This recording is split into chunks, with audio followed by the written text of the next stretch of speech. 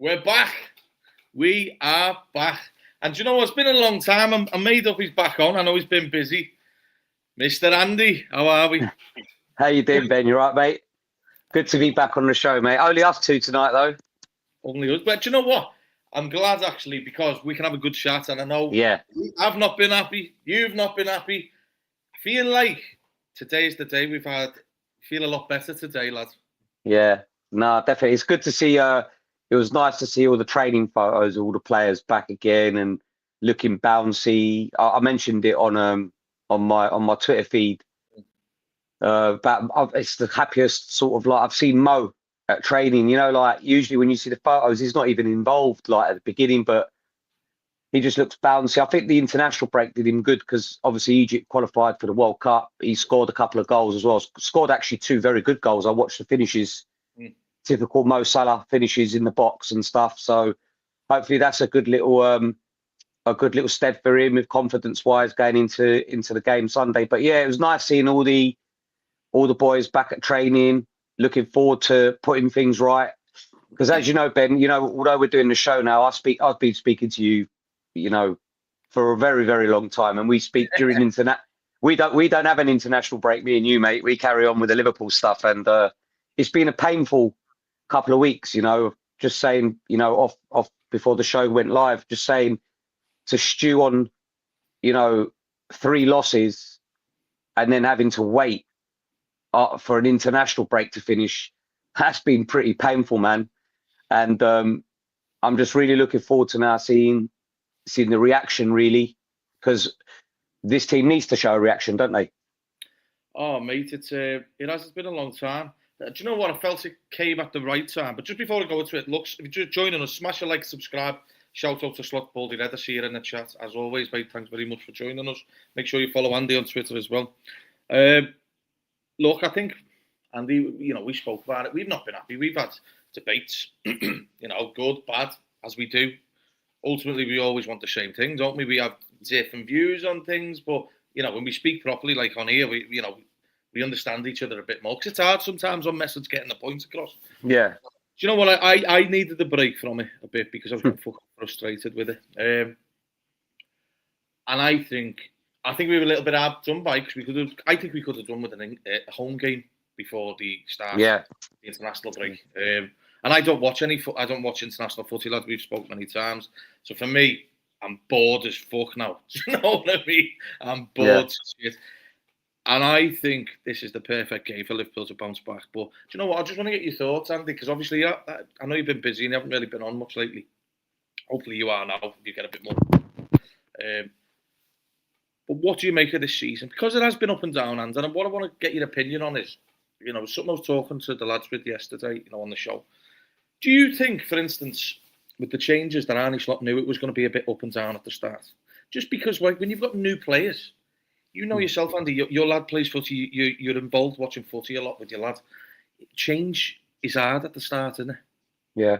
Oh, yeah, I was saying to you earlier, wasn't I, Ben? It's pretty unprecedented when a team that's won the league has made so many changes. And there has been a lot of changes. Yeah.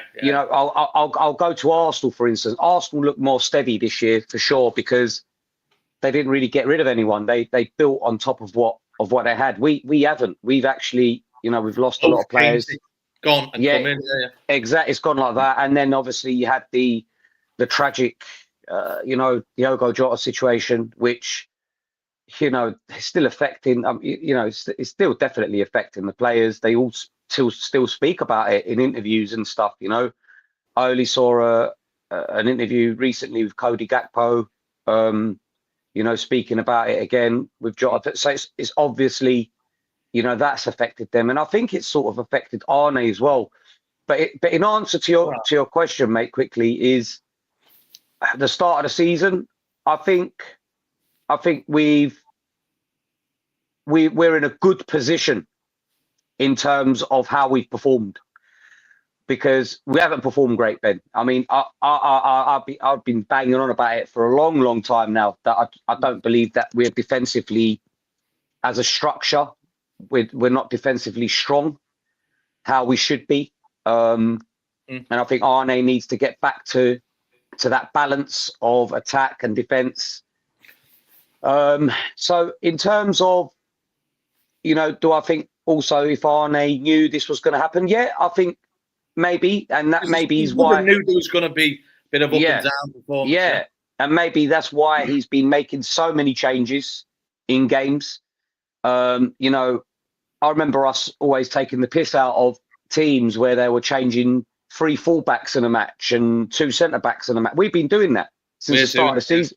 We're doing that, and it's no coincidence that we're shipping goals, because when you start, changing the rhythm of a defence and putting players in them positions, like Szoboszlai, for instance, all right, he's done okay at right back, but he's not a right back. He's not a right back. Stevie Gerrard done a job winning a Champions League as a right back, but especially in extra time. But he was never a right back sort of thing. So, I think now this international break is over. Arne sort of said it today in his press conference. Players now are ready to be judged, and I think what Arne means by that, he thinks now that everyone is hitting the peak. Well, not their peak fitness, because they won't hit their peak fitness just yet. But getting to that stage now where it's time to be judged on your performances and not using, you not doing pre-season as an excuse. So now it's the time to really start putting out a settled team. He's got a lot of headaches because he's got a lot of good headaches, though, and good headaches, a lot of good headaches. But now it's not about changing during matches, because I think it's actually playing on the players' minds as well. Like, why is there so many changes in this team? We're losing our rhythm. And, the Everton game, we spoke about it the other day where I asked you, what's the best game we've played this season? And you pointed out Everton. And yeah, Everton, the first half, say the first 35 minutes. Yeah, the first 35 minutes, we were rampant. And then all of a sudden there was a little shift in, change in the way we played, our intensity levels, and that obviously comes down to fitness. But then Arne sort of then starts making changes in the game, which affect us massively. I do agree with you. So you can't make too many changes. When I watch us, when I see when you obviously watch all the games, go to games, and see the clips back, it's like he's trying to just give people the benefit of the doubt, giving them some minutes, and that's not the benefit of it. You know what I mean? One of his philosophies, Andy, was he always talked about he didn't usually make much changes, and I do believe he is overthinking. He mentioned it after the PSG game, didn't he? He should have made more changes, keep a bit more freshness. But one thing that you said is, mate, which is key, difference between Liverpool and Arsenal, and they brought a few players in. Make no mistake about it. They spent a few quid, even though everyone just talks about us. But they didn't lose people really. We did, and we lost. Yeah. Andy, I know the left back's still there, as in Robbo. Obviously, Tsimikas went out on loan. We basically replaced the 2 massive fullbacks at this football club, lads. People don't realise, and you know what? Which fucking club do you know where the fullbacks over the years of the best time? Yeah, 100%. Competing for assists, and they're fucking fullbacks. Yeah. Do you know that was people don't forget, especially Trent. We always talked about Trent, lads. He was one of the most important figures in the team, weren't he? For Liverpool to do well, play well. All day long. Yeah. All day long. Trent was a sort of player that could turn, like some games this year where we've been under the cosh, under pressure. Get you out. Trent could actually get you out and set you on a one-on-one from the edge of our box. Yeah. The goal came from him, where we were under the cosh a notch, and he sprayed that ball over, didn't he? Salah run onto it. And the Tottenham game, when we were cruising in the Tottenham game 2-0, then they made it 2-1, and the momentum changed. Spurs could have actually got an equaliser. And I remember the third goal was Trent was under pressure, turned on the ball, put Salah through 1v1 with the keeper, he slotted in Dom, and we made it 3-1, and it was game done. But that we've lost that ability at the moment to do that. People don't realise that Trent is. I like this comment. Yeah, true though. It's true. No, it's true. Listen, Trent's gone now, and now it's up to Arne to find another area of how we can hurt teams creatively. But we're just saying, it's a big factor losing Trent and Robbo also on the decline. We've literally we've gone back to scratch now, haven't we? We've gone back to scratch now. Blank canvas now, and yeah, exactly. And that you got to remember, mate. It's like, do you know what? I know he's had a bit of pressure on social media, as in the media dive on the slot slandered. Because 3 games, in a row to get beaten. It's not a Liverpool way. We hardly lose games, Andy. We both know that. Do you know what? The thing is with Liverpool, they can win games when they don't play well, and not many teams can do that. I think that's the difference, for instance, still between Liverpool and Arsenal. Liverpool want a goal, Andy. They'll go and find something. Do you know what I mean? They're so good at finding a goal. Like, for instance, especially with the last during Klopp's tenure, and obviously Arnie as well. I've never seen a team like Liverpool score so many quick succession goals. They score like 2 goals in like fucking 3 minutes all the time. But what I want to talk to you something like people don't know, because obviously don't see mine in your chats. We have talked a lot about the structure. What do you think he's changed then from last year? Now, one thing in particular, people keep talking, for instance, about Kirkes. They want to see him bombing down the side. What people need to remember is he's basically told Kirkes to do what Robbo did last year. Because Robbo took him as well, didn't he? So it's not a new. Yeah. That's from last season. So what do you think? Do you know what, Ben? We could talk. We could sit all day and talk about structures and everything. Yeah, people might not agree with me, but I think a lot of it is the fitness of the players, mate. I don't think the players are. We'll talk about McAllister, for instance. Yeah.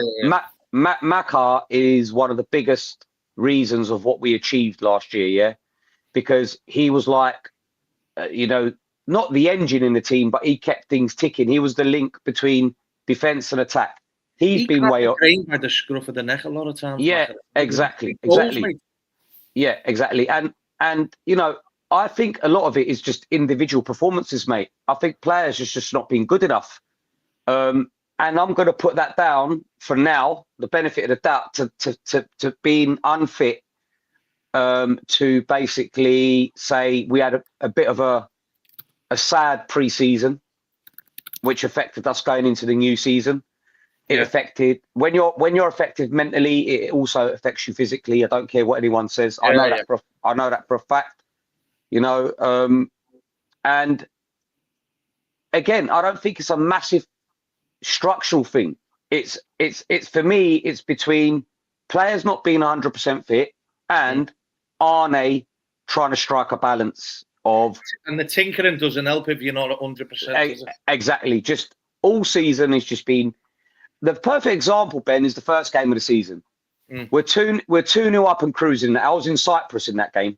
I was still on my holidays. We were talking, weren't we, on our chat? On the sun lounge the fucking old time. Yeah. That game is a perfect example of what's happened this season. We're 2-0 up and absolutely cruising. And then he took Frimpong off, but we obviously found out Frimpong had a bit of an injury, and put Endo on at right back, and we went to absolute shit. All right, and we ended up conceding 2 goals on the breakaway, but we thankfully won the game 4-2 because and that's the perfect example of what's been happening in games this year. I just think where he's not thinking players are fit enough to the last of 90, he's making too many changes in the team, and it's affecting the structure of the team because there's players that are coming in trying to do a job in, like Dom, for instance, at right back and stuff like that. The only worrying thing for me, and I hope it was a blip in Arne's armour, was the Chelsea game. We weren't great in the first half at Stamford Bridge, but second half we were in full control. We looked good at times, didn't we? I thought we were going to fucking win that, and that Endo sub. Full control. We go. What? I think the minute we equalised in the 60th, something, wasn't it? 60, 70? Yeah. Something like that. We get the equaliser, and there's only one winner in that match for me. Only one winner in that match. And you can actually see it in the body language of Chelsea. Chelsea's body language just went, shoo, because the week before they lost to Brighton when they were 1-0 up. Brighton equalised and went on to win the game 3-1. And I think the Chelsea players were thinking, this is going to happen to us now again. And he makes the most craziest substitution. Something that actually worried me, because Arne usually is a man that wants to go and win a game of football. And but it's the other way, didn't yeah, it's almost like he thought, you know what, we've lost 2 games. I don't want to lose this game. Adam So, said that on the show. Exact same yeah, thing he said to me, yeah. what you just said. It's like he felt the pressure. Yeah, man. And it's like, when he made that sub, I promise you now, Ben, it was actually my son's 18th. So we had a house load of people before the big party started. And we're watching the game. And as soon as that Endo sub was made, a few Liverpool fans amongst us as well, like I've got a lot of family members at Liverpool, said, we're going to lose this. We're going to lose this game. Because the way I looked at it was, I reckon every single footballer in our team, when that Endo sub was made, was thinking, our manager don't want to win this. Our manager don't want to lose it. And it was almost like it gave Chelsea that, oh, hold on a minute. Liverpool are going to sit back here and try and defend this 1-1. And it just turned, didn't it? They should have scored 2 or 3 goals after that sub. Because they should have scored before the Esteval winner. Enzo hit the post, I think, from across there, another few crosses in.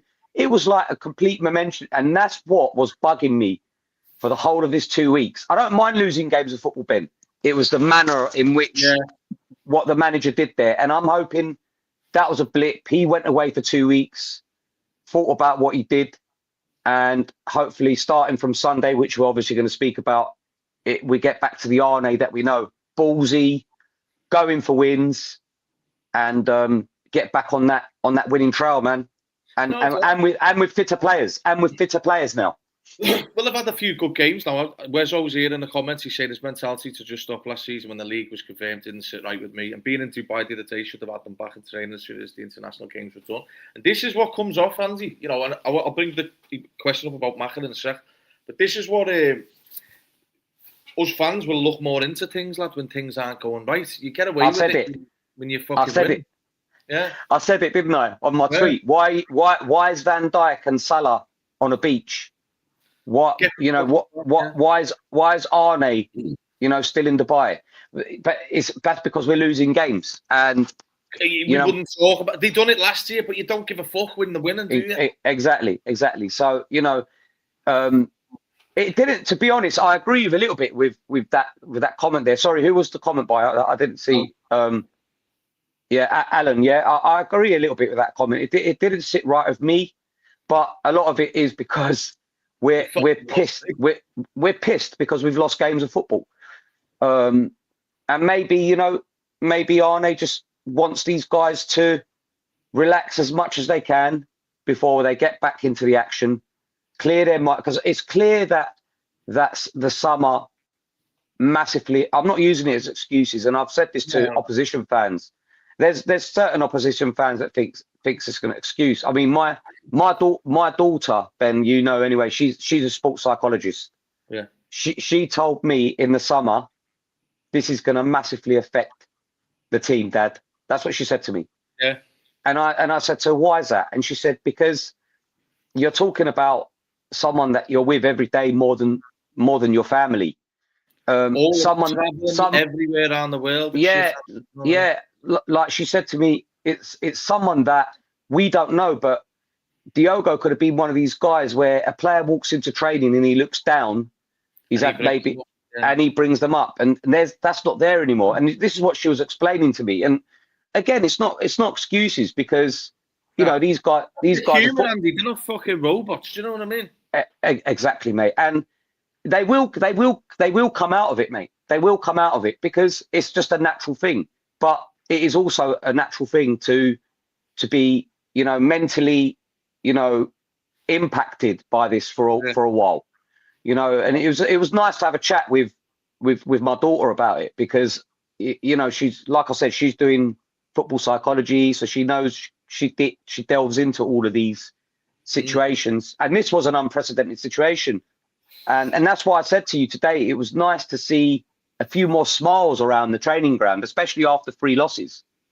And I think the players realise that, it's time to get down to business. Yeah, well, you put a tweet out before. I will go through all the comments, everyone. I'm just finishing off on the thing we were talking about. But like you mentioned it on your tweet, and you mentioned it to me. Salah looks a lot better than himself, didn't he? Yeah, he did. And that was the international break. I think that helped, and maybe the holiday thing is Arne just saying, you know what, boys, you finish your have a little break, have a little relaxation with your families, and then come back and we'll get back to business. It's fucking go time now, lad. Let's be honest. They've got, 7 games in 21 days or something ridiculous. Yeah. So, they're in non-stop now. Let's make no mistake about it. Where's Gary's saying, shout out to Gary, said, tell the old heads, you go over Isak, bring Isak off the bench. Fucking hell, lad, good luck telling them that. I think he'd be fucking punching fucking Slaughter. Fucking told him that. Jones and Gravenberch to the pivot.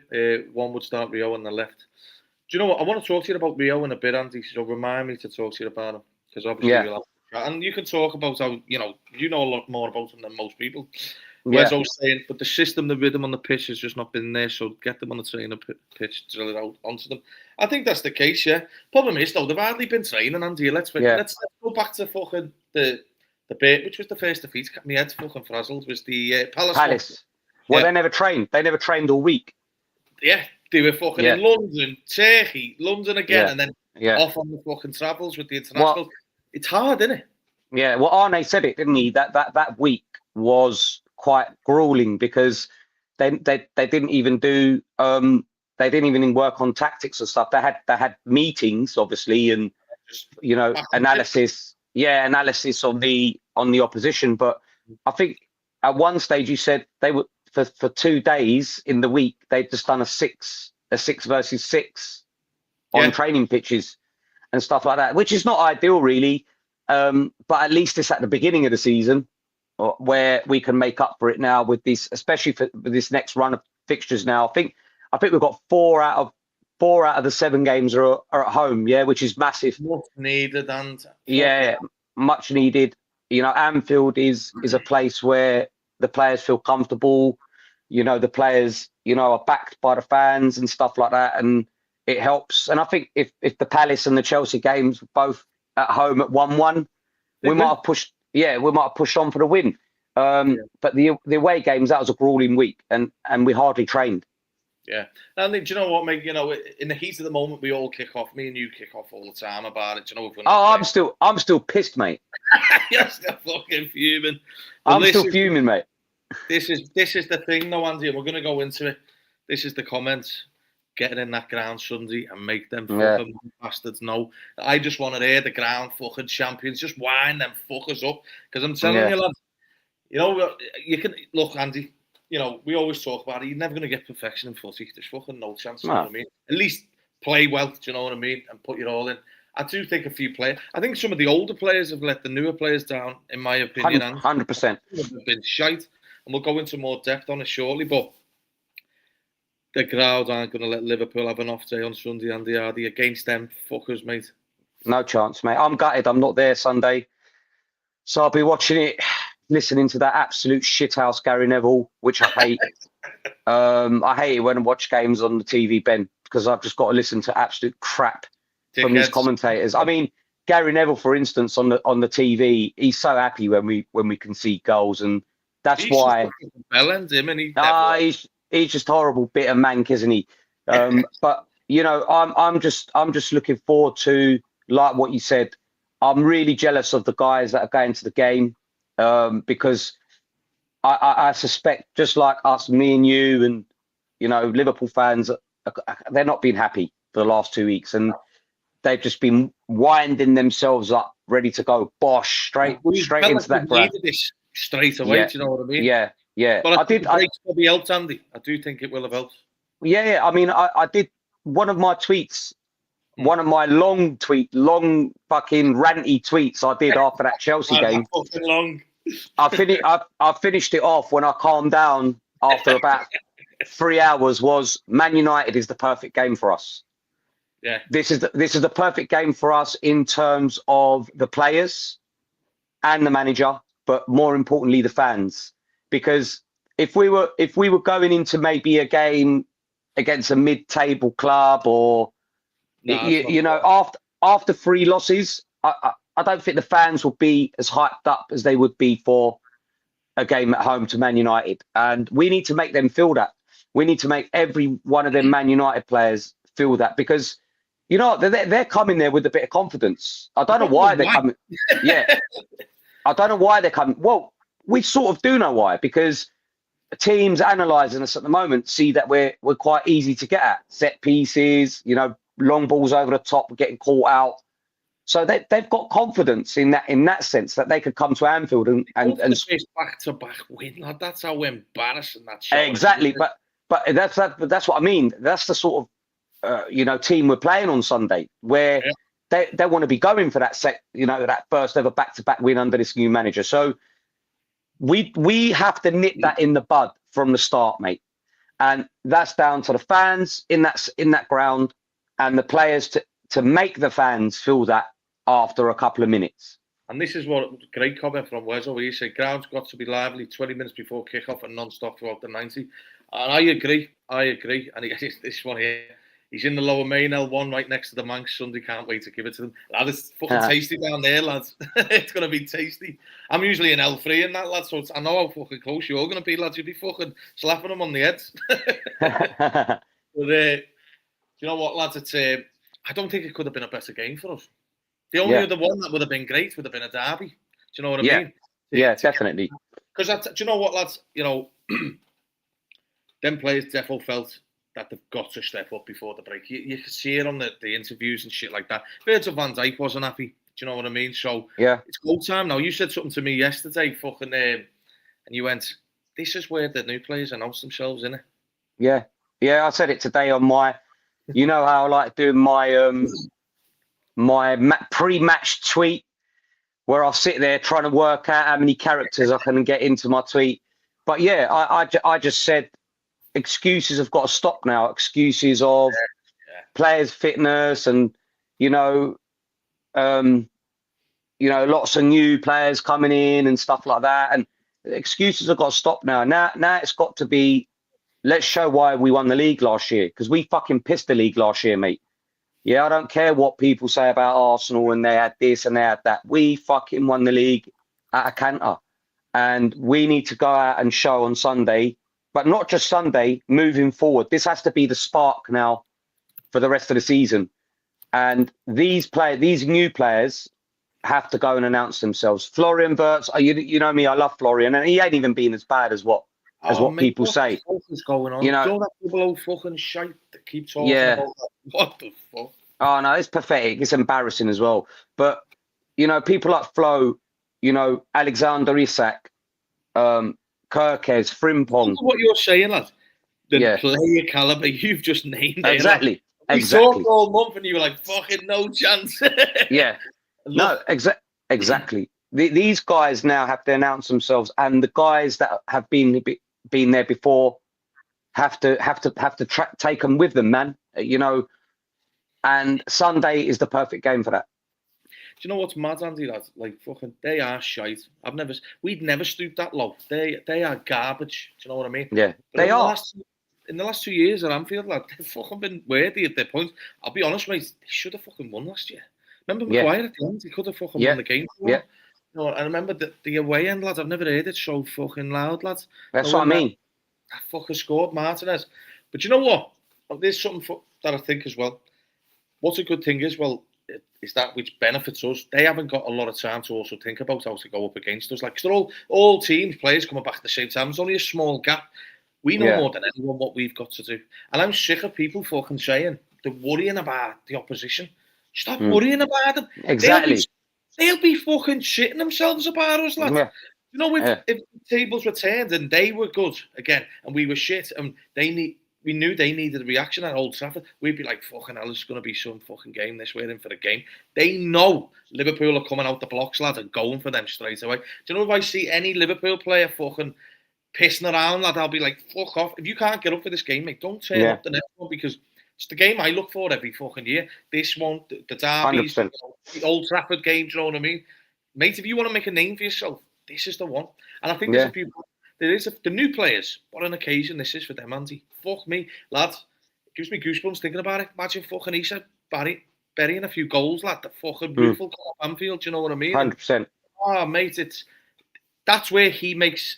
If he scores couple of Wirtz assists, and let's make no mistake about it, Wirtz should be on about 4 or 5 assists alone. Salah's fucking let him down a few times. Yeah.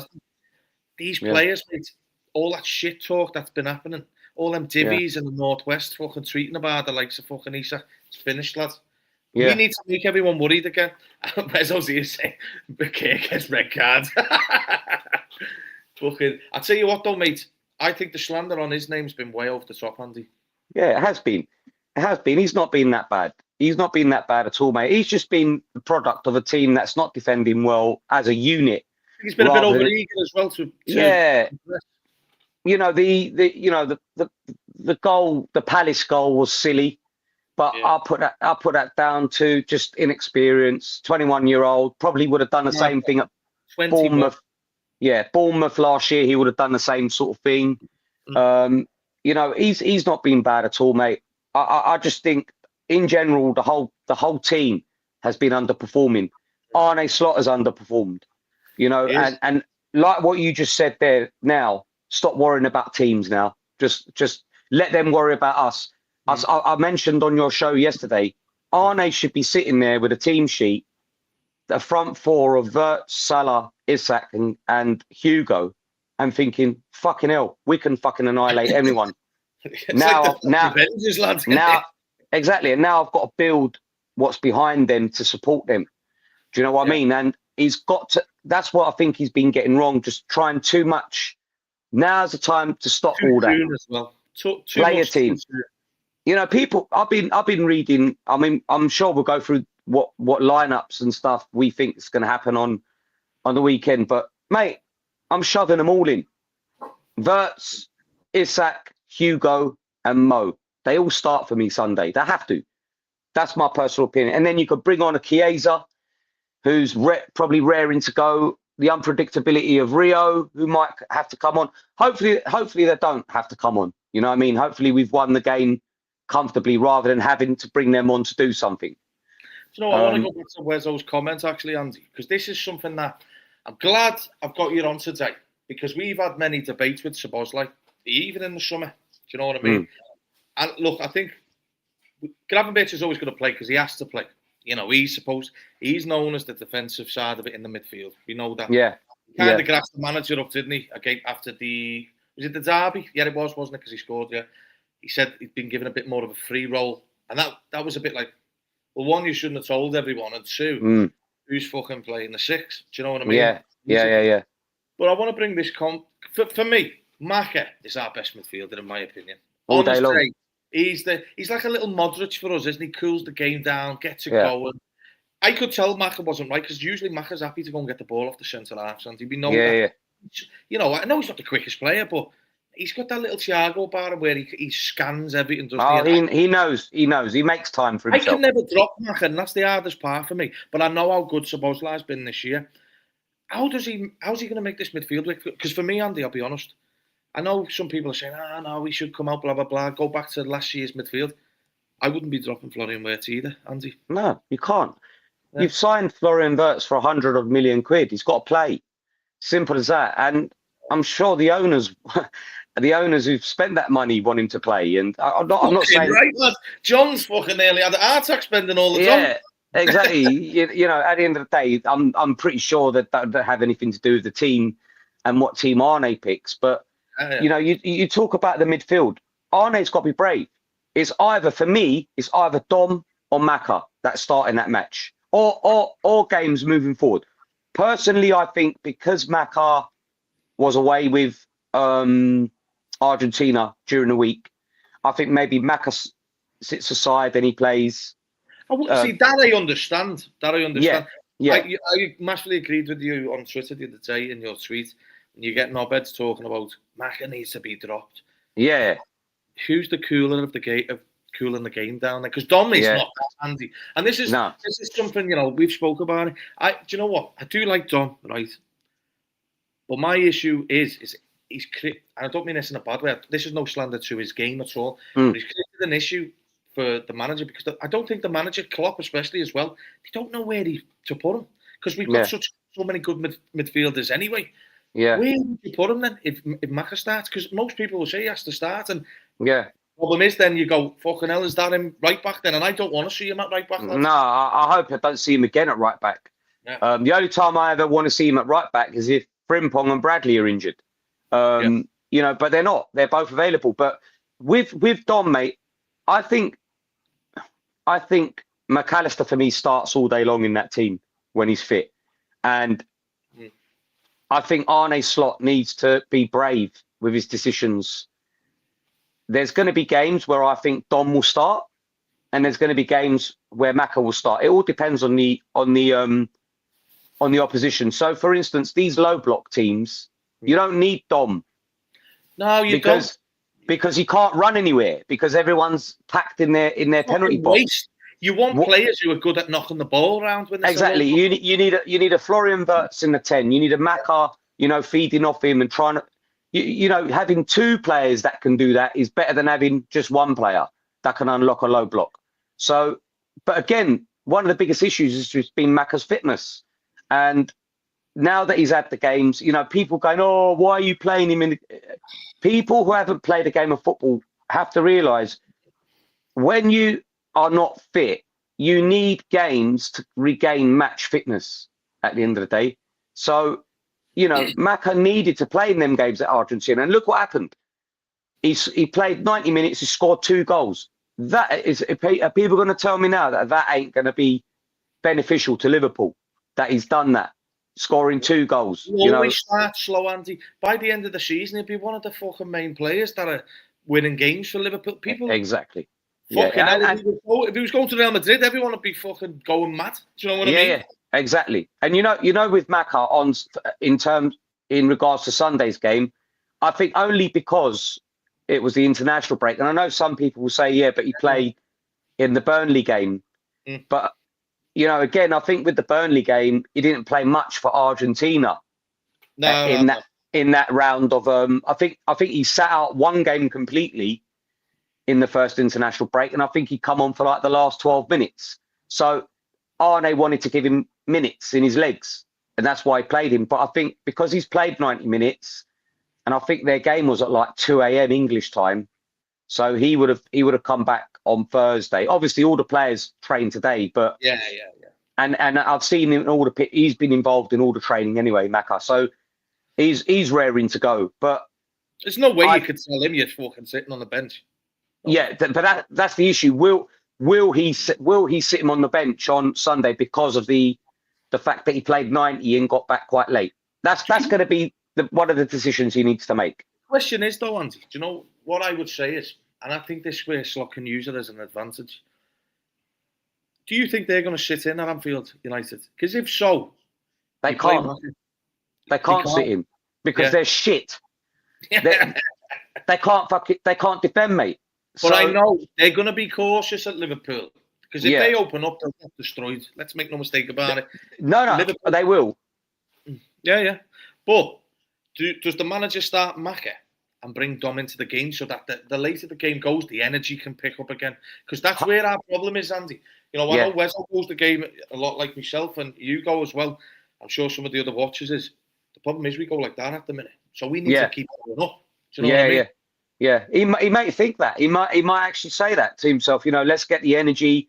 Let's bring a Dom into the game. You know, when Man United are really tiring.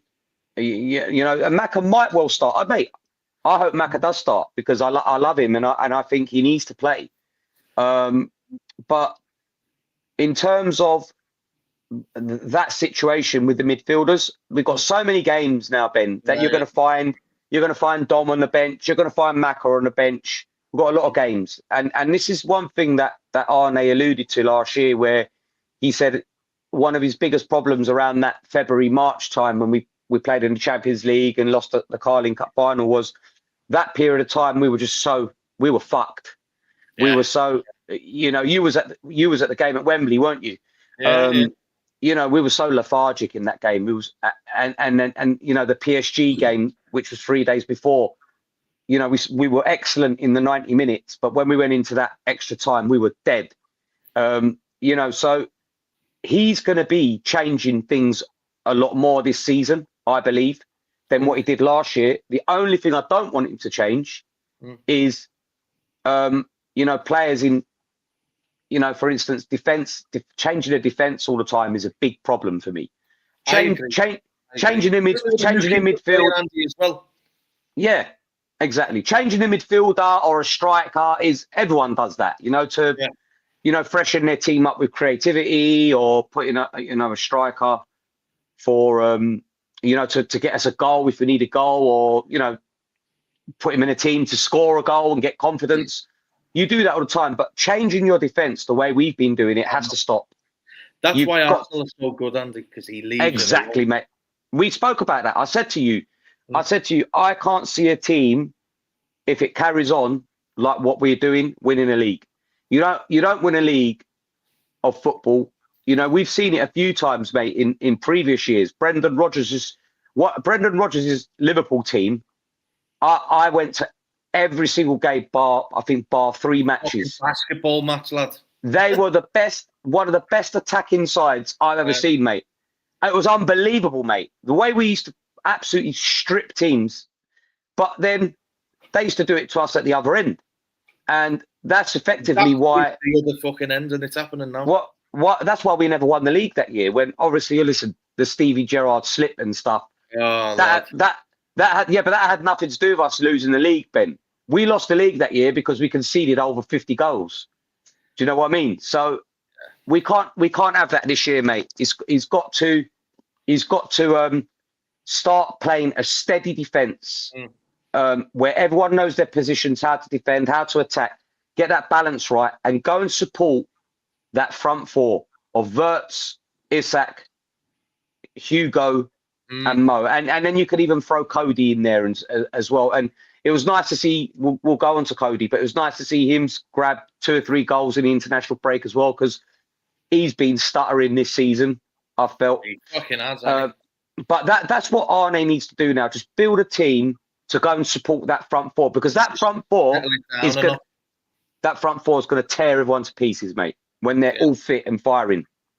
It is. Look, shout out to Wes. It's good to see him in the comments, lads. If you want to come on one time, shout us, because I know you're a match goer like us, lads. So more than happy, and cheers, lad. Thanks very much for firing the comments in. Andy, this is something that David put in. Shout out to David as well, and Gary in the comments. If you haven't already, smash a like and subscribe. Andy, I haven't looked at any of the United shit, lads, because I can't be arsed for them. I have no notice of that crap.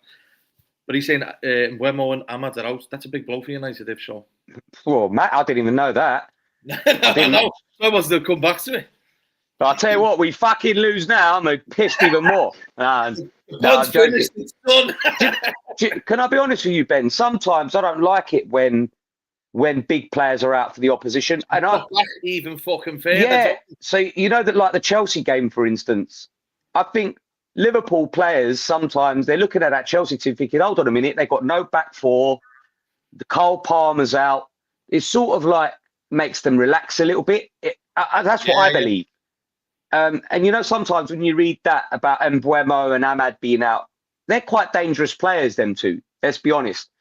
Maybe them not being in the team or out of that game, sometimes it makes our players a little bit relaxed. Sometimes I don't like it when the opposition don't have their best players playing. That's I rather them play when they've got their best team, because you've got to be on top of your game. Yeah, no, you have. Do you know what, Hans? We've had a good chat with the defence and the midfield. Actually, I want to go back before we go into the front line, because that's a topic on its own itself. The right back. That's caused a bit of concern, hasn't it? 3 right backs. As we've played games this season with 3 right backs. Do you know, I know we'll go into our lineups, but don't give too much away just yet, because we'll do both what you'd like as a lineup and what I'd like, what we think it will collaborate in. But you're a fan of Conor Bradley. What the fuck is up with him this season, lad? Yeah, listen, Conor, we've had many discussions about Conor Bradley, and I've always said, he reminds me, and please don't take this as he's the same player, because he's not. But he reminds me of when Steven Gerrard first broke into Liverpool. It was quite frustrating because Stevie used to play like 4 or 5 games, then he'd be out for 5, 6, 7 games with his, he had growing issues and stuff like that. He used to pick up a lot of, you remember, don't you, when you was younger watching Stevie, he used to pick up a lot of groin. For the first bit, he was in and out. And I just think Connor's one of these players that needs like 10 games in a row. Does, and he fucking can't do it. Do you know what I mean? And he can't do it because he keeps putting these injuries. So that's the frustrating thing, because I'll tell you now, there's defo a player in Connor Bradley. I think that's the most annoying part, Andy. Yeah. And that's what winds me up about him. Yeah, he's physically strong. He's good in the tackle. He's actually very good for an old school fullback, which is what I look at Connor as, because no one's going to tell me they've seen a tackle like what he did on Mbappe in the last. He's still feeling that now. I've not seen a tackle like that for about 15 years. Gerrard was the last time you saw tackles like that, lad. Exactly. So no one's going to tell me that he shirks challenges and stuff like that. He's got a lot of potential to be a brilliant Liverpool football player. Unfortunately, though, he just can't shift these little niggly knocks that he keeps getting, and that is just a perfect example of consistency, and being imbalanced as a team, because he's in and out of the team. Frimpong has been in and out of the team since he's come in. That's another one. Slamming on him. I don't understand it. Yeah, I mean, Frimpong's he's only shit, but it is what it is. Well, I'd like to see the stats on Frimpong. You know, I personally think Frimpong's only played like 2.5 games at right back this year. Yeah. The rest before that injury, he looked great. Yeah, exactly. Sorry, that's the missus just going in the background there. Getting sold off you. Yeah, no, yeah, exactly. You know, he's been coming as a right back, as a right winger. So he's not even been playing in that position, Ben. But he's a player for me that will benefit the way we play more than Connor Bradley, because teams seem to get behind us quite a bit where we attack, and Jeremy Frimpong's got the pace to get back, and he was actually proving that in the games that he played at right back, where he was getting back at players and, you know, getting a tackle in, or, you know, putting them under pressure. So Arne needs, Jeremy's a good player, mate. He's a good player, and he's versatile as well. And I think he actually would benefit. Mo would benefit better with a Frimpong rather than a Connor Bradley. Not that Mo can't play with Connor Bradley. It's more Frimpong, doesn't he, Andy? That's what I'm saying. The speed helps. Yeah. Oh, I massively agree. Well, look, let's go into the front line, and then we'll go into predictions and score lines, and lineups and scoreline. The front line has been, lad, for me, we signed one of the best forwards in world football, and it annoys me that he's getting fed crumbs. But I think I think it's been the midfield issue. Do you know what I mean? Getting the ball in the middle of the park. If you're not going to do that, you're never going to get it up the pitch. And one thing we've lost with bringing back up again, Trent could get it from defence to the attack straight away like that. And, you know, we're trying to find that new way. But, you know, with regards to the front line, I just think our wingers this year have been shocking, Andy, this year. And hopefully both of them have had a cracking international break. You know, I feel sorry for Isak. Apparently he's got the manager sacked, as we keep hearing in the fucking northeast. You know what I mean? What, from the Newcastle fans, fucking idiots down there. Shout out to Asim in the house. Like and subscribe, people. Top fella, Asim. If you haven't, I'm sure he's already too. Born and bred, Boss channel. But Andy, you know, they've brought in. You know what? Like you spoke to me about Hugo.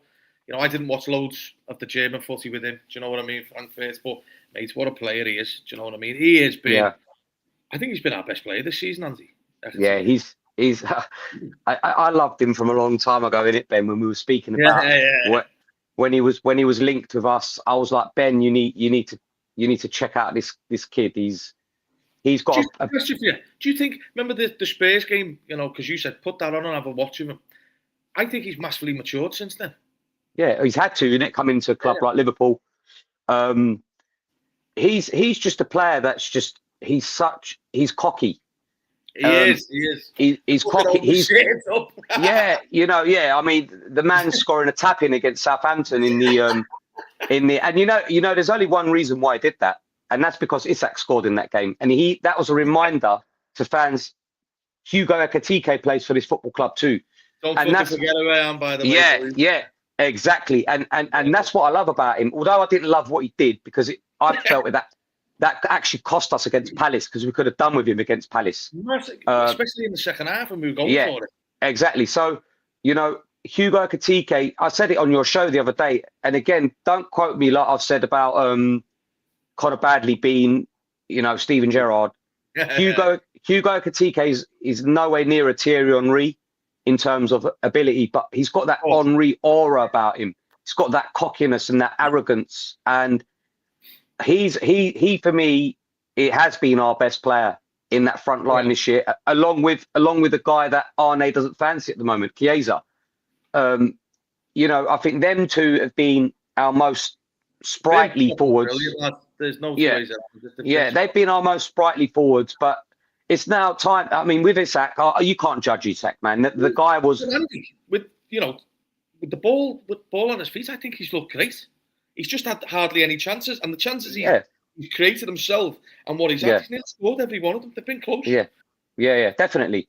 But again, we're talking about Isak here. He's not had a pre-season, so he had to get up to scratch. And I think Arne said it today. He's close now to being at his level. Now you can go and judge him. He said that a few weeks ago, didn't he? He said Isak, after this international break, is exactly ready for the party. Yeah, but I think and one of the big things is, Andy, is for me, you've just spoke really well on Ekitike. I'm so impressed with them, to be honest, lad. Do you know what he reminds me of? I said it yesterday. Anelka and Firmino in one. Do you know what he's got that, lad, isn't he? Yeah, he's got great touch, and he's got great awareness as well. Really, really good awareness. Like I remember the game at Wembley against Palace this year. Some of the flicks he done to set players, when it was coming into him on the halfway line. He's got that ability to do that. He's got the ability of running them players as well. He's like an all-round striker, really, and how he can play the game. He can play the game with his back to goal, and he can play the game, with a goal in front of him, and he's running towards players and stuff. Very tricky.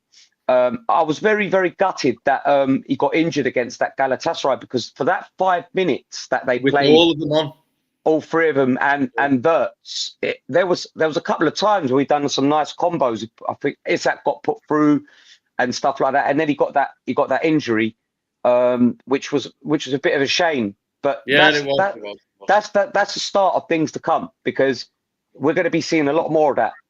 What I want. Sorry, Ben. I was just going to say, what I want us to start seeing again is the unpredictability of our front line. Well, you get that off tricky forwards, lads, quality forwards. These are no joke. These, especially them two forwards in particular, because we just highlighted them. Now is the time you get them on the pitch, Andy. For me, you get your best players on the pitch. I'm sorry, but if Man United look at that fucking team sheet on Sunday, and the players even behind them are all fucking world class. But if you're looking at them fucking four attackers, Wirtz, Salah, Ekitike, Isak, Man United's arses are going to drop out, lads. Exactly. They'll shit themselves, lads. Because let's be honest, they're garbage. All of them four players are top draw footballers, lads. Of course they are.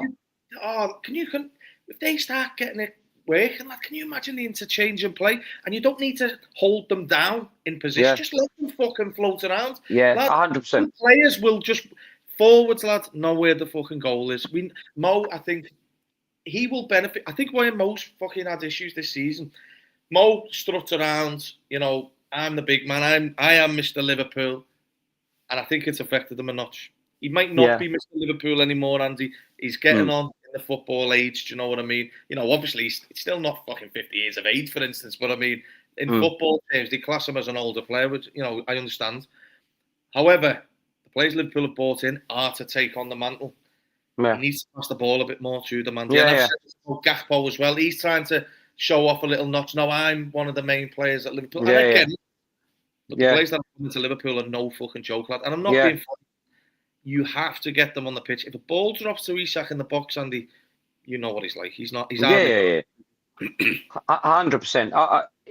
In terms of Mo, Ben, I just think Mo has struggled because of the right back situation. First of all, I think it's affected him having so many different types of right backs behind him.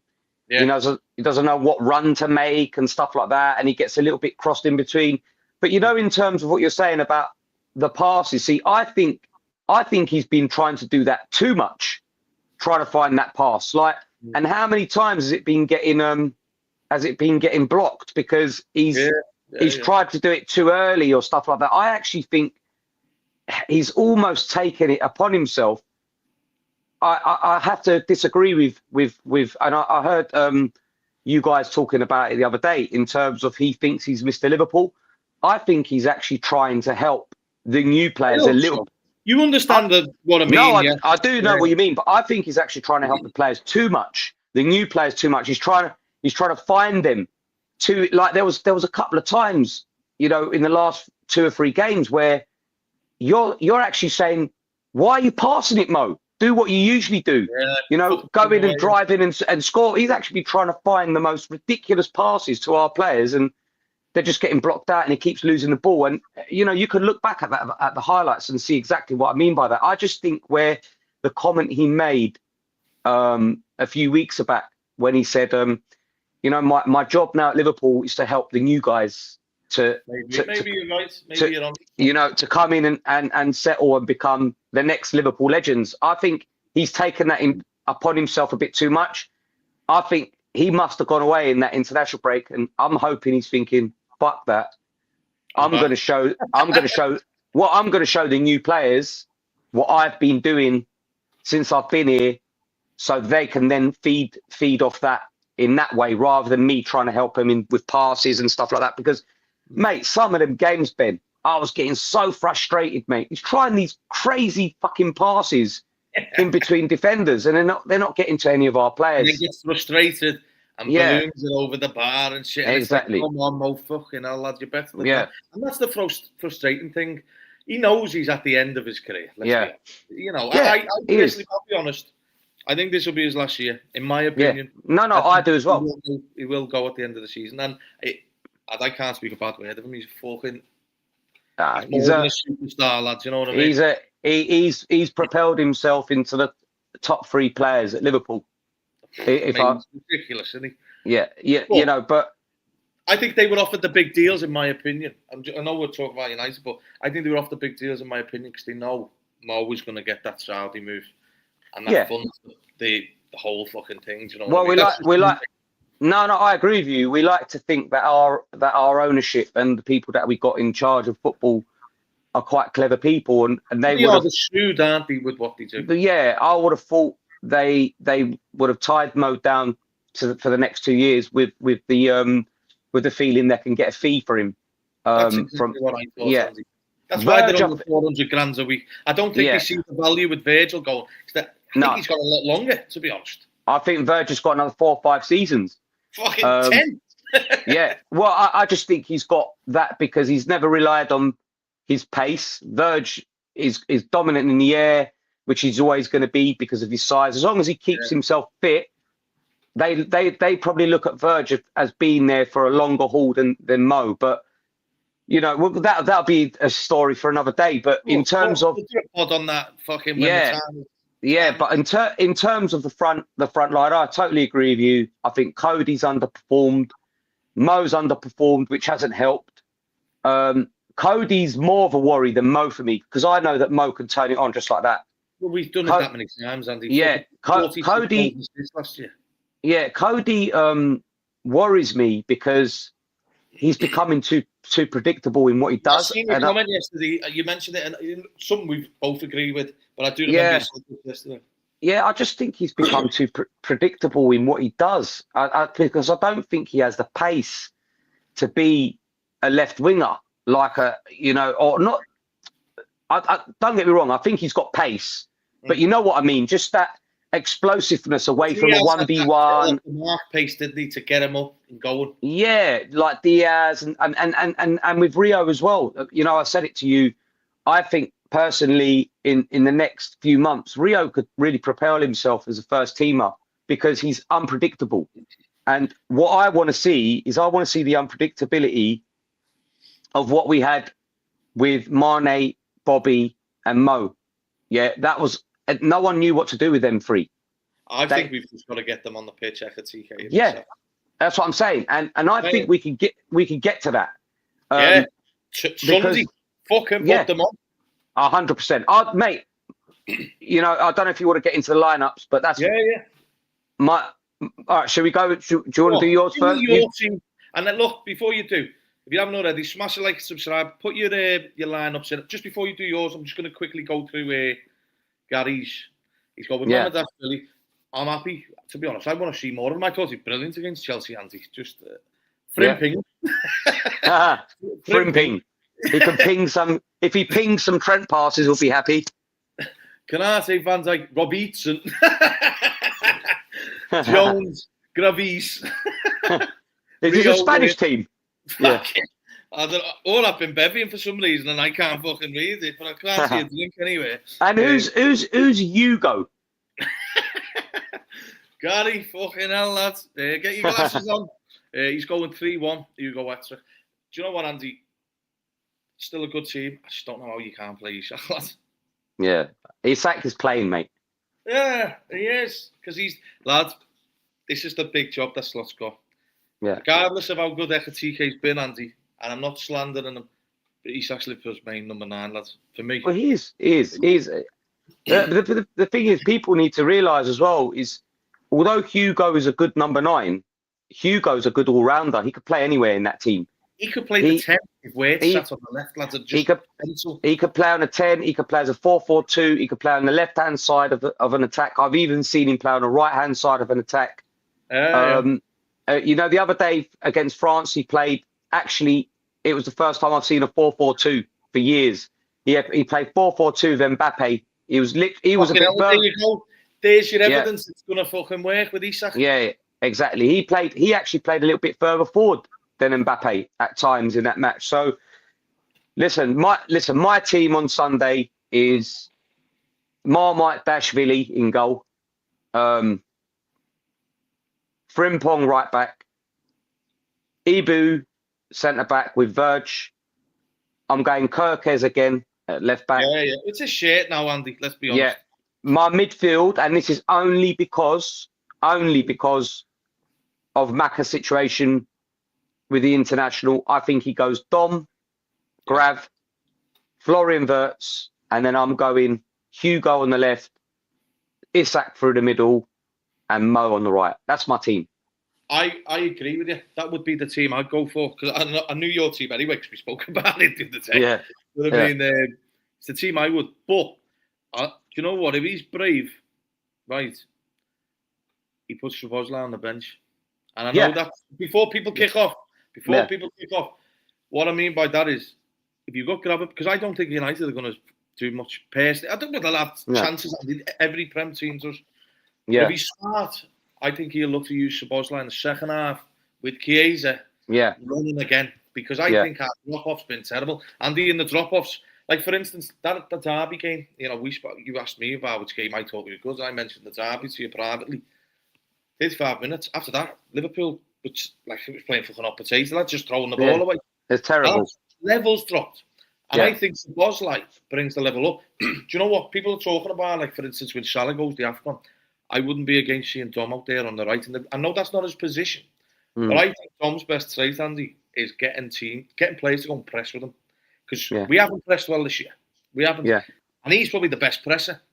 Yeah, and I just think if levels drop in that United game and you need someone to get the crowd going, because a comment before, I can't think what it was, but someone mentioned the first tackle will be a big thing. Every tackle will be a big fucking thing against United. But Dom chasing the ball down, for instance, in the second half, could be a big tactic. Because, lads, if he wins the ball back high, which we probably haven't been doing this year, Andy, I can't remember us winning the ball so high up the pitch. That's fitness. But Klopp said gegenpressing was better than any number 10 in world footy. Do you know what I mean? So high intensity, and I think it's about that. I want to see the team you said is what I think should be or could be what he'll go with. But I love Macher in there. It's hard to drop him, but I understand Dom and Gravenberch with weight could be a good thing. Curtis, I want to speak to you, Curtis. Curtis, fucking hell. Someone's got me speaking fuck now. Curtis. Hugo. Cujo. Cujo, for fuck's sake. I think Jones is worthy to play, because he hasn't had any games in the international break. Yeah. The one thing I think Jones has got to benefit as well, I don't think he will, but I wouldn't be against it, is he'll happily go and get the ball off the centre half, Sandy. 100%. Joe, one thing with Curtis, and you can never, ever fault him, he's the bravest of the brave in that team.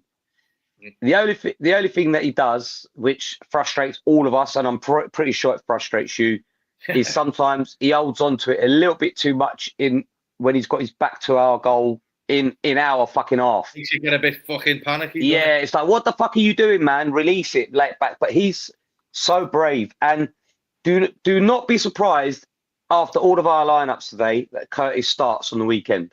Wouldn't shock me. Nothing shocks me anymore, lad. We've seen fucking 3 right backs in a game. Yeah, exactly. Right, so where's those going? Sorry, go on. What? No, I'm saying I wouldn't be surprised if Jones starts, but I just want to pick up on your comment you made about Arne. If he's brave, Dom goes on the bench. Me personally, if we never had this international week, I would have started Maka and had Dom on the bench as well. Yeah. I do agree, because the extra day does make a big difference, and it does. It does. Yeah. One question for you, because I know Bradley. Because that's a big one, isn't it, Bradley or Frimpong? It's a good problem to have for the manager. I know Bradley didn't play the second game. He was suspended. Suspended, yeah. He'll probably start. What happened with Frimpong? Yeah, he probably will. I do think that he will. And Frimpong didn't play either. Frimpong played in the first game, but didn't play at all in the second game. Yeah. So both of them could potentially get the nod. Where's O'Shea playing with 10 men? Joe Gomez. Oh, do you know what? Fucking, it's hard with Joe, innit? I love Joe, but maybe I love him at fucking 2 minutes of extra time and my 5-0 up. Do you know what I mean? Do you know what, Andy? A question for you. I personally think Joe's a better left back or right back than a centre half now. Who? Gomez. Yeah. I think when he comes in last season, I think he was better at left back and shit than he was playing at centre half. Always has been. He's played so well at the at the fullback positions when he was called upon. I remember he was brilliant at right back where he had to play for a few games, and then when was it when Robbo got injured, he had to come in and fill in at left back under Klopp. I thought he was excellent in that. I remember the Arsenal game when Trent hit the bar. Yeah. He came in because Costas got injured, and he completely marked last season. That's the one, Yeah, and Gomez came in and done a job at left back. I love Joe Gomez. The only thing that's worrying is when Leone completely outshone him at the Southampton game. You would have thought that Gomez was the 18-year-old watching that game rather than Leone. Looking like Virgil out there, weren't he? Matt, so gutted, mate. Lad, I was devastated for that, because you know Me what? too. Lads, if he would have carried on from that game, fucking probably be starting on Sunday. Yeah, he'd have a good opportunity to start a lot of games this year. But I think Ibu, if he's fit, he starts on the weekend. Where's those right? Kanate has been shite. He's put my head in, lad.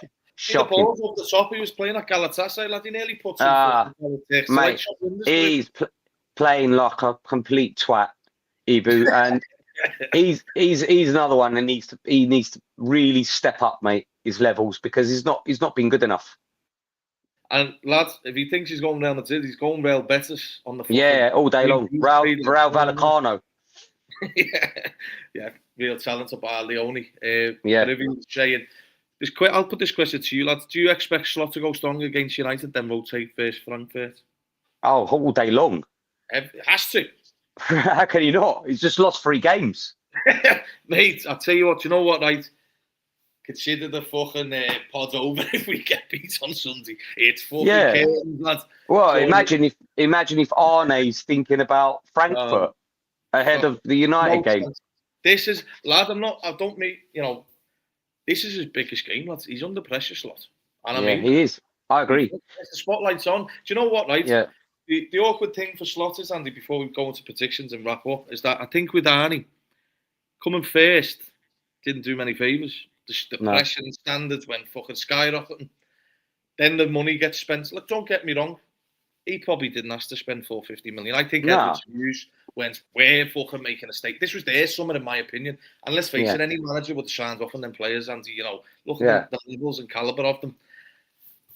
But he's got pressure now, because do you know what? Now you know you're in the Liverpool job. I think this is the year to judge Slaughter. If Liverpool win this year, my God, you've got to give that fella credit, because what's happened in the summer with the fucking, the highest of highs to the lowest of lows. Striker fucking passing away, rest in peace, Diogo. But I mean, he's planning for after Salah and Van Dijk. People don't realise how fucking big that is. We love Klopp, but he's gone before all that shit's fucking going to kick off with, like Van Dijk and Salah. So he's got a massive job this year, Arnie, lad. And you have to respect it. And number of players can cause you issues, Andy. We know that change can, so much change can go against you. But look. Prediction, Andy. I'm going to go 3-0 to Liverpool. You know what? I think Liverpool turn it on, Andy. You made that comment to me, and I'll bring it up again. The new players shine. Lad, I'm going 4-0, mate. I think Liverpool, I know it sounds fucking mad, but how many times have we put it on them when we've really gone for it? And I don't like, form goes out the window and that. Form doesn't matter for Liverpool this year. Our form was fucked the other week. Do you know what I mean? Get at them, put it on them. Like, enough. We'll batter them if we turn up on Sunday.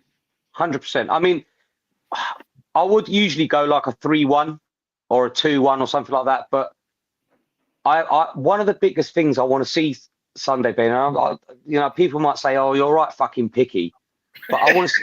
You are. I want to see. I want to see a fucking clean sheet, mate. Yeah. I want to see a clean sheet. I don't want to see us conceding, mate. Yeah. Even if we're fucking 5-0 up, I do not want to win 5-1. I want to win fucking 5-0. Grabbing the ball, fucking bringing it back and going for another fucking 5. Yeah. Listen. I don't think we're ever going to see a 7-0 again. Let's be honest. All right. That was just a freak night where fucking everything was just fucking hitting the back of the net. Everything went in. But I just want to see a team show a massive reaction to what's happened, right? Like I said to you, new players, go and announce yourselves. This is the game to go and announce yourself. If you can't, there's a problem in it. Yeah, and I'll be honest with you as well. I just want to pick up on your comment about the pressure on Arnie. Go ahead. Me and you are not sitting here saying the pressure is that, if he loses a few more games, his head's on the chopping board. No, not a chance. Arnie's here for the long haul. I think the pressure will come where he's now going to be getting pressed by questions. The shit that Klopp hated. To get him rattled in press conferences and stuff like that. I mean, I watched the press conference today. I watched it late on, and he actually spoke quite well. He's a classy man. Yeah, even with the questions that they were asking him, they were trying to press him on certain things, and he wasn't reacting. But that's what you're talking about in terms of pressure. That's what's going to be happening to him every week if he doesn't get on the winning spree again. People are going to be really gunning for him, and let's see how he reacts. I am losing a few more. The guillotine is getting sharpened. No, but look, Andy is, and because I'll be honest, I don't think United have got any pressure on them coming to Anfield. Like, regardless if they're going for a back-to-back win, they're shit. Everyone knows it, and I think that's why they've announced he's got 3 more years. I think they know there's just a little bit of less pressure on him going into this game. Because they know, I'll be honest, mate, if you can't get up for this game as a Liverpool player, don't fucking bother coming back. Do you know what I mean? It's as simple as that. Yeah, you said, players now go and announce yourselves. If you want to be a big star at Liverpool, go and put the ball in the back of the net against this shite, and you'll be a superstar in no time. Do you know what I mean? Yeah. And we both agree with them. But this is the game, Andy. This is the game. Get your best players on the pitch. Arnie needs to do his job. Do the easy things. Get your best players on the pitch, and I'll have no problem. There's no problem from me that Liverpool will turn them over, because they are fucking garbage. Do you know what I mean? They're like a Sunday League fucking team. But Sunday League teams have probably beat them at times.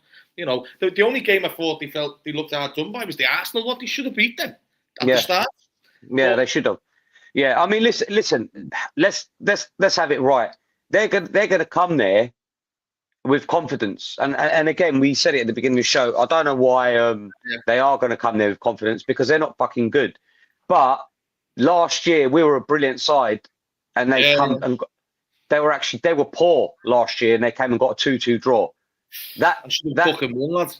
Exactly. So you know, there's definitely a game here that has to be won in terms of we've got to fucking go and turn up.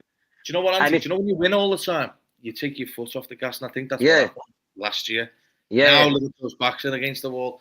And you're messing with the wrong fucking beast. Do you know what I mean? Yeah, definitely. Listen, we're definitely. I want us to be a wounded animal. Yeah. Come Sunday afternoon when that whistle blows, I want to see a wounded animal. Kick fuck out of them. Let them know they're in for one horrible 90 minutes. And let the fans know that. Let them know that as well from the start. And fucking sing it like Wes here. He's saying new players need to see what the Anfield atmosphere can do on Sunday. So if you go in the game, make sure you're up for it, Reds. And if you're not, fucking give your brief to someone else who does want to get in there and fucking have it. You know what I mean? Exactly. Definitely. I want to champions sang the old time and make that United fucking crowd in the away end. They'll just go frail if they constantly hear that. They know how painful it is for them to know Liverpool are so fucking far ahead of them. They're garbage, lads. Liverpool would never stoop to them levels, Andy, would they? Yeah, I agree. You've got to make them know Sunday, in terms of our players and our fans, we are now the most successful football club in England. Let them hear it for 90 fucking minutes. Yeah, we're above them now in terms of success. We are the most successful football club in England. They used to do that to us, by the way. When we used to turn up to Old Trafford, or even when they used to come to Anfield, we never fucking heard the end of it, that they're the best team in England. That ain't the case anymore. We're the best fucking team in England, and we've got to go and show that on Sunday. And this is the game to do it in after a terrible 2 weeks of stewing on fucking 3 defeats in a row. Been waiting for this now. I can't wait for the game, Ben. I'm excited now. I wish the game was tomorrow, mate. I wish the game was now. I wish I could turn the TV on and the game was now. You know, just go out and give it to them, man. Let's go and give it to them. Show them who we are again. We're the fucking champions. You've got dickheads chatting shit about us. Do you know what I mean? Yeah. You know, you mentioned it before, Paul Mason. The other day he was saying, Liverpool are going to piss the league now. What was he saying? Lads. You know what? I just, although this probably doesn't happen, but I hope all of our players have been listening to the absolute bullshit that's been said about them. And just, you know, Arne just reminds them, you know, show them who you are. Because everyone who you're fucking playing for, do you know what I mean? Yeah, show them who you are, because everyone thinks that you're not that good and you got lucky last year. That's a load of bollocks. Just fucking go show me who you are. These fuckers think they're coming to beat you here. Yeah. At our gaff, no chance. But you know what? Exactly. And we'll wrap it up. Yeah, definitely. I know you've got some stuff to do, like I'm sure all the others are. Look, I just want to say to the people in the comments, thanks very much. Rezo, get on here sometime, lad. But look, Andy, we'll wrap it up. I'm going for 4-0. Yeah, mate. You said 3-0. Yeah. Thanks very much for coming on. Andy, tell everyone how they can find you on Twitter. I did put your thing in the bio, but will you come on for the reaction? Because I think they need to see another fucking big Andy fucking show. yeah, definitely. Well, are we doing a reaction show straight after the game, or maybe? Will it be up? It all depends, innit? You know, if it doesn't go well, the laptop's getting shut and fucking lashed out the window. Yeah, we might be back next month. After the other internationals, yeah. No, definitely. Thanks for having me on, Ben, mate. Love it. Thank you. But look, Reds, see you soon. Up the fucking Reds, and let's go and beat that shower of shite, Man United. Fucking rats in a bit.